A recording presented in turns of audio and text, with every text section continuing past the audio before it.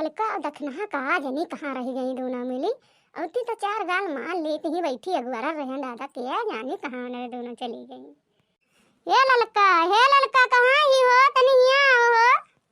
का हुआ जिज्जी ये कपड़ा तनी फैलाइली तो हमहू निश्चिंत हो जाई तब आई तनी दखनहियो बलाई लियो हम ही बैठी हैं तब ना सगुआरी था। ठीक है जिज्जी बलाग लेके आई थे।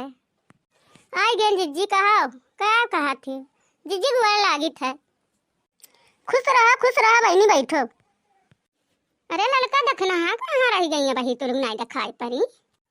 आवत जिज्जी बनहूँ गुआ लागी था जिज्जी।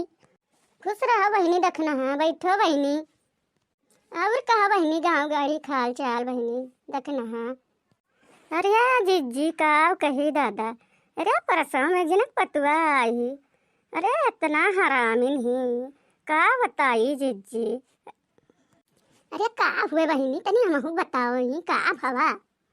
अरे का बताई जिज्जी। अरे खाना ना बनावे कहा। अरे कूटा पीसा रहा थे जाना थी मशीनी के। अरे खाना में बनावत ही मुँह फुलाए रहा थी दादा। अरे सैतत माजे तो है पहाड़ रहा था वह कमा पहले ही मनइए कूटा है पीसा है कुल करा है तब नहीं रहत रहा। अरे वह करा तब भारी पड़त। अरे खानवा देख राजी नहीं रहा थी जिज्जी। अरे मुँह जवन फुलाए रहा थी का बताई अब। अरे जिज्जी अब जबनवा दूसरा आई गया जानी। अरे हाँ जिज्जी अरे जबनवा है आई गया हमारे लोग रहन कूटा रहन देखा रही पीसर रहन अब सही तक माजर रहन बनावत खियावत रहन गोबर हल्दी करत रहन चार टुबैल रहत रहे दो ठु भैंस रहत रही चार पाँच खेप गोबर बहावत रहन एक जून में। अब तो करे के पड़े तो अरे जिज्जी का बताई अब के मेहरारू बड़ी सुकुआर हो गई। हाँ सही कहा थी बहनी ललका। अरे अब कह तो बहुत सुकुआर हो गई है। अब कह तो वही बेड पर खाना दियो जब अब कह पतवा बड़ी खुश रहा थी। अब जैसे करे के पड़ा जैसे मुँह तो फिर सूझ नहीं रही देखबो तो फूला रही हमें।